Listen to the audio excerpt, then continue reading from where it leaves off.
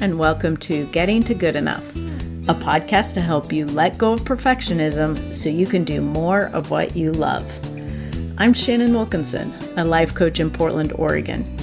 I'm a recovering perfectionist who's getting better at good enough. And I'm Janine Adams, a certified professional organizer in St. Louis, Missouri, and I'm lucky enough to be naturally good at good enough. And today we're talking about FOMO, the fear of missing out. Hey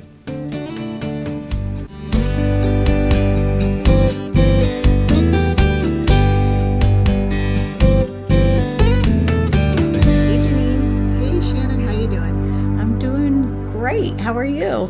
I'm good, thanks. I'm doing just fine. Good. It's weird because there's no remarkable weather to talk about. Oh, it's hot as Hades here. Oh, is it? It is, but I wasn't going to bring it up. Oh. Yeah, it's very uncomfortable. Oh, I apologize. That's okay. But you're still wearing your wool. I am, but I'm wearing a sleeveless wool dress. Oh. And It's very is that comfortable. comfortable? Yeah, it's great. It's new, and it's the same fabric as my black dress that I wore for 100 days. So it's quite lightweight. Oh, that's nice. Yeah, it's great. So how did you come to acquire that dress? Well, I was afraid I'm missing out on it. Because the company Wooland that bought my first dress on that you turned me on to, Right. They have a lot of scarcity, and it's not false scarcity. It's just the stuff is made in very small batches. It's slow fashion, and when they become available, they sell out quickly. And I'm on this Facebook group for people who did the 100-day or are doing the 100-day challenge, where you wear the same dress for 100 days in a row. And it's the most beautiful Facebook group. Honestly, these women, I think it's all women, are just kind and very body positive, and everyone tells each other how beautiful they look in their dresses. And anyway, when I'm seeing them in the dresses all the time, and Right. I find out when a new dress is become available, or even a new design, and then you pre-order. So, oh my gosh. Yeah, you don't have to pre-order. This one, I did pre-order, but I think, but every now and then I can buy one without pre-ordering, because I've bought a few. I have 6 now, and I have a 7th on pre-ordered. But I feel like I'm done, because I feel like I'm done, and I may even cancel the 7th. Yeah. But anyway, there is definitely a fear of missing out going on there, because I mean, I love these dresses so much, and now I literally wear one every day, even though it's the heat of summer in St. Louis. Yeah. But I have bare legs, so that's something. I don't usually have bare legs. Right. Yeah. Mm-hmm. So, that probably helps keep you cool. You're not wearing wool leggings. Right. I was yesterday, but yeah. But it's so funny, how that FOMO pops up in something that you love. Yeah. And, and I think it's also interesting with in this particular situation, because the concept is to really minimize your wardrobe. Yeah, that's so true. I mean, that was why I got into it, to wear the same dress for 100 days and Right. not have to make choices. But now I have 6, and I don't have to decide whether or not to wear a wool dress, even though it's, in the upper Right. 90s and humid. But I'm in the air conditioning. Well, anyway, there's no air conditioning on right now. But anyway, I'm just a cold person. I don't have to decide. It's just a matter of which one, but it's not that many. Right. So It's relatively easy to pick. right, but you're right. It is sort of paradoxical. Yeah. And I have to say, I'm still on team 7th dress, because I really want you to have the days of the week embroidered on them. Where do you envision this embroidery? Is it visible? Oh, yeah. Oh yeah. I think it should be remember Laverne and Shirley, how she wore her L? Uh-huh. You could do it right there. Oh, Well, that would take away all the decisions about what It would. Yeah. Oh, no, I'm sorry. This is my Monday dress. Right. I can't wear it. Too bad it's so hot today. I can't wear my sleeveless dress. It's Monday. Yeah. Well, And you're not unfamiliar with fear of missing out. oh, no. I mean, there are plenty of places where that comes up for me. I think when we originally came up with this idea, it was when I was at a decision point with my cartooning courses, and there was the original 6-month course, and then a 3-month, and then another 3-month.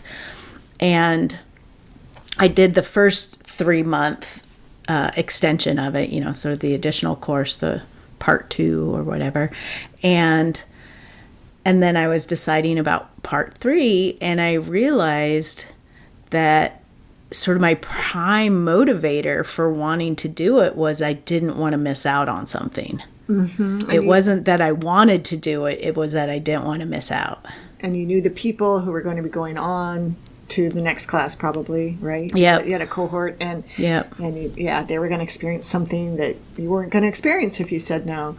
But you ultimately decided not to take it, right? Right. And how did you decide?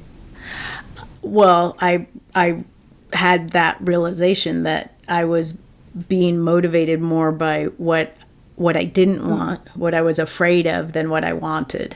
And when I paid attention to what I wanted, I realized that as much as I loved the course, I had other things that I needed to pay attention to. Mm-hmm. And, it took up a lot of time. And that the experience that I wanted to have, I could have potentially at a later date, or there was ways that I could sort of get that experience in another way, or get that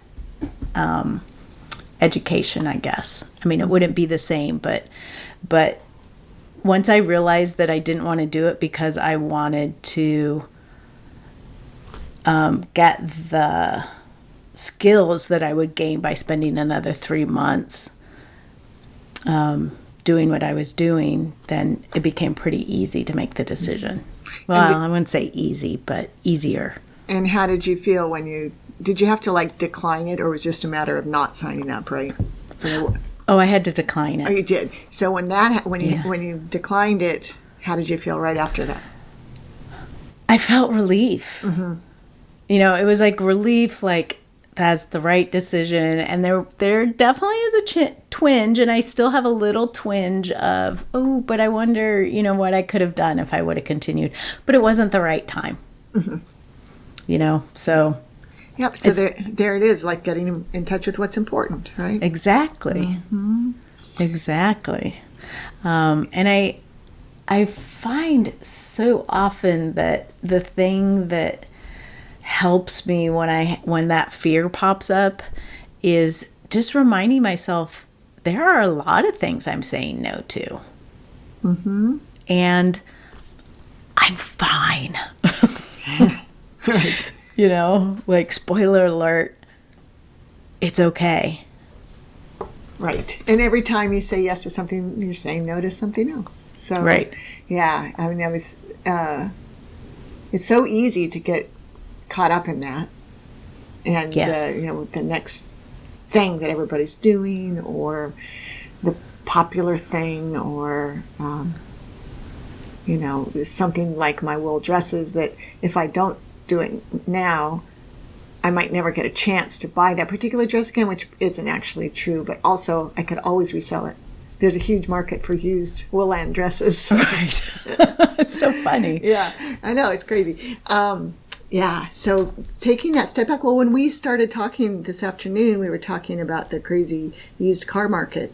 And right now, because your son is about to buy a used car, and how we both were thinking about selling our cars to take advantage of it. Right. Yeah, and for me, I think it makes sense because I have been thinking about that. I have a cargo van or a delivery van that I don't need anymore because I'm not schlepping stuff around like I used to. I have employees and people to do that. So why not take advantage of that, and then my husband and I can share a car for a while until I decide what I want to buy. And you're in a good position to be able to share a car right now. Right. So exactly. And then you just happen upon the fact that your secondary car is your least favorite car in your family is worth quite a bit of money right now. Yeah, it's worth. It's worth. Or that we were given an offer by a company that buys used cars that was $5,000 more what it's technically worth, according to, the Kelley Blue Book or Edmunds or whatever. Right. Wow. And that made me think, like, I wonder if we should take advantage of that in some way. But then the hard part is that we would need to replace it. We can't. I mean, we could be a single car family, but it would be a little bit complicated. Right. It would be a hardship, in order to make $5,000, which isn't necessarily the priority. That doesn't make sense, but you could replace it, right? Right. So if we could replace it and get a newer car, because, we love this car. It's a 2015. It has very low miles because we don't really drive that much. And it's very comfortable. There are a lot of things that are great about it. But if we could replace it, then we could have a newer car that, would then add, 6 years to the life of a newer car, the equivalent, and potentially not pay that much for a new car if we had the money from selling this used one in this inflated market. Right. And you would get Apple CarPlay, probably. Yes, which I am in love with. Yeah, me too. That's everything. But then we were talking that, like, it's so easy to get sort of wound up in the possibilities. And then when you're feeling like that, it can be really smart to take a step back and say, okay, what's important about what are my priorities here? Exactly. And are they met by going through these selling and buying shenanigans? Right. Exactly.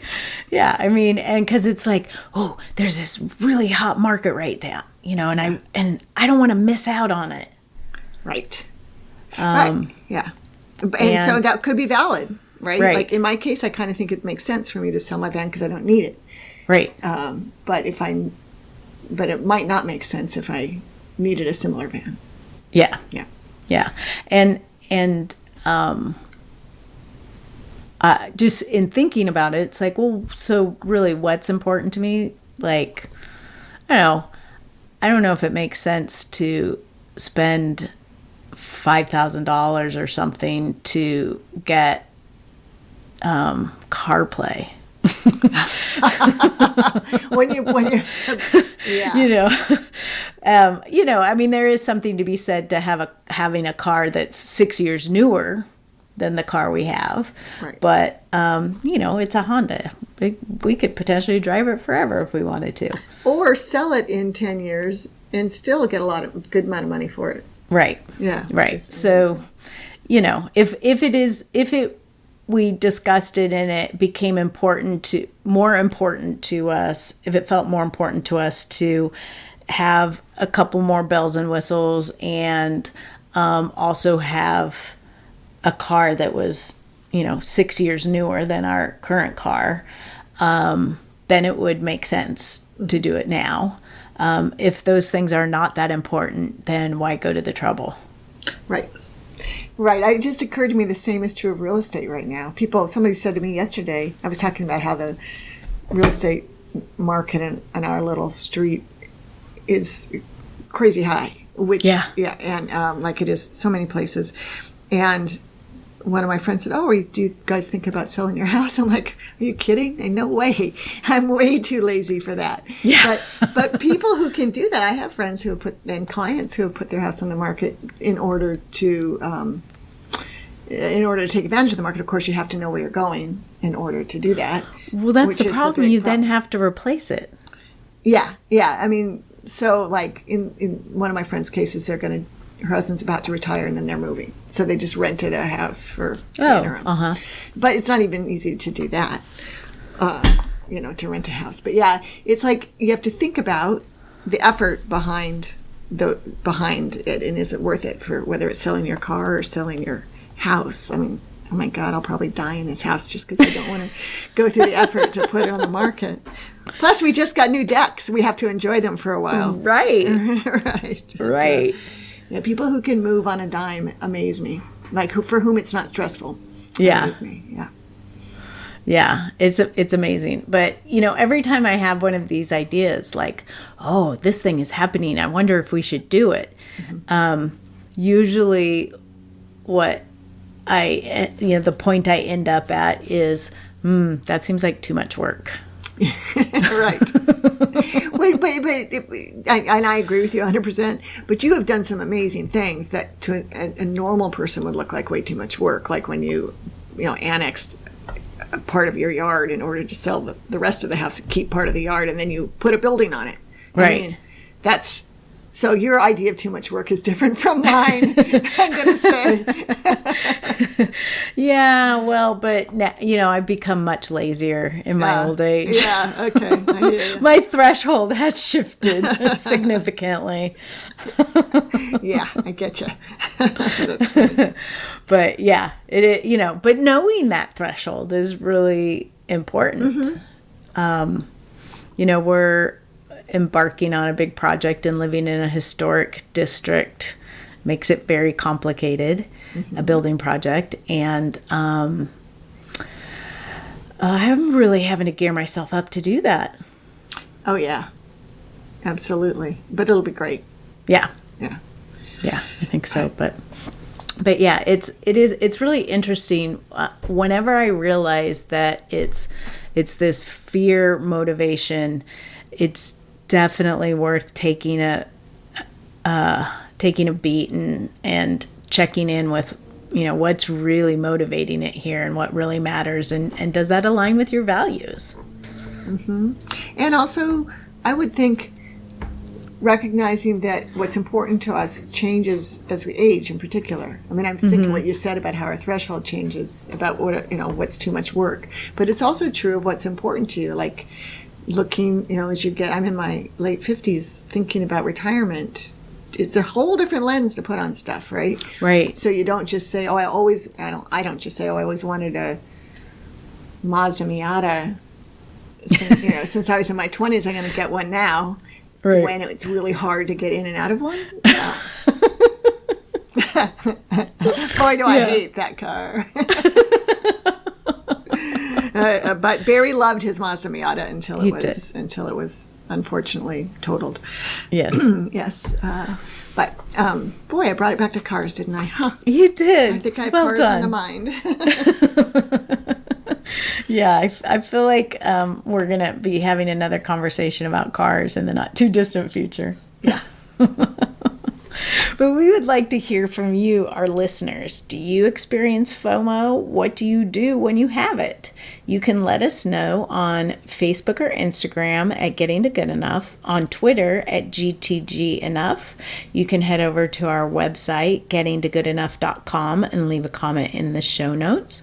Or you can let us hear your lovely voice at 413-424-GTGE. That's 4843. Until next time, this is Shannon Wilkinson in Portland, Oregon. And Janine Adams in St. Louis, Missouri. And we hope that good enough is getting easier for you.